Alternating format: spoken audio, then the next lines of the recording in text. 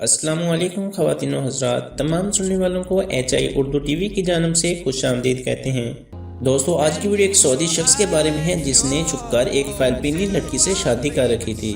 مزید ڈسکس کرنے سے پہلے اس ویڈیو کو لائک کریں، HI اردو ٹی وی کو سبسکرائب کریں اور ساتھ بیل آئیکن پر ضرور کلک کریں۔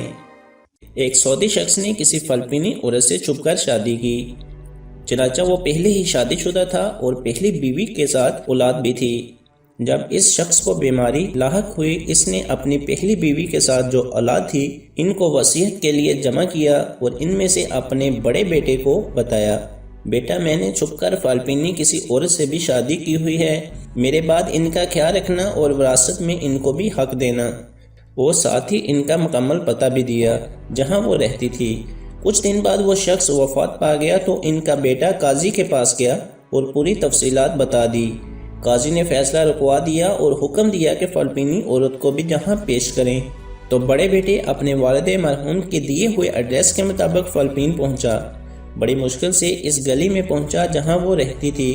دوسری طرف وہ عورت جو اس کے والد کی زوجہ تھی، انہیں دیکھ کر ہی بتا دیا، میں وہی عورت ہوں جو تو تلاش کر رہا ہے، اور مجھ تک یہ خبر بھی پہنچی ہے کہ میرا شوہر کا انتقال ہو گیا ہے۔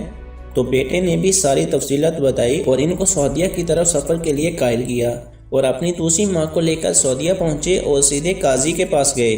تو اس عورت کے حصے میں 8 لاکھ ریال آئے، اور ساتھ ہی قاضی نے حکم دیا کہ ان کو عمرے کی ادائیگی کے بعد فلپین روانہ کیا جائے۔ بڑے بیٹے نے ایسا ہی کیا۔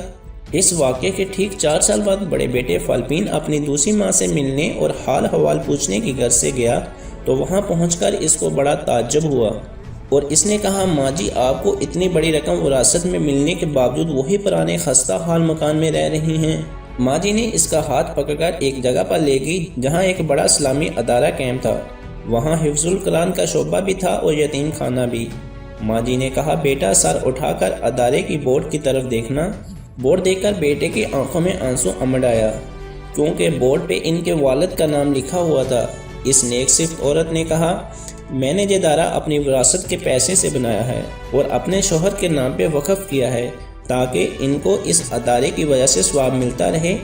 یہ تھی سچی محبت، ورنہ اس پیسے سے وہ ایک عالیشان بنگلہ بھی بنا سکتی تھی، پر انہوں نے سوچا محبت کے مقابلے میں عالیشان بنگلے کی کیا حیثیت، بنگلہ تو عارضی چیز ہے، البتہ یہ اسلامی ادارہ ان کو اور ان کے شوہر کو آخرت میں کام آئے گی۔